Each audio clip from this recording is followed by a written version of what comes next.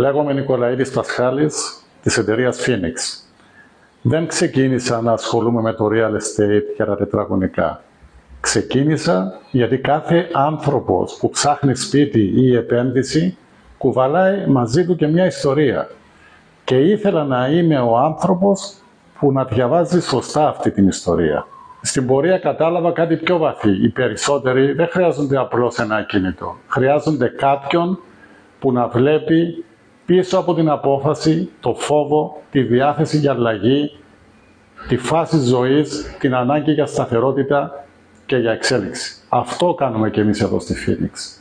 Καθόμαστε λοιπόν απέναντι από ανθρώπους που είναι μπερδεμένοι, ενθουσιασμένοι, πιεσμένοι, έτοιμοι να πάνε στο επόμενο level για να τους βοηθήσουμε να πάρουν αποφάσεις που έχουν ένα πραγματικό νόημα για τη ζωή τους.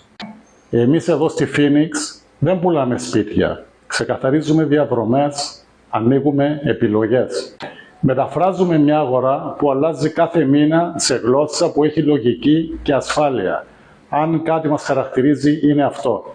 Λέμε την αλήθεια ακόμα και αν δεν βολεύει και χτίζουμε λύσεις που στέκονται όχι στα λόγια, αλλά στα δεδομένα. Βρίσκεστε λοιπόν σε μια στιγμή που χρειάζεστε καθαρότητα, όχι άλλη πληροφορία, μια συζήτηση μαζί μας μπορεί να σας γλιτώσει από λάθη και να σας ανοίξει τις πόρτες που δεν είχε σκεφτεί.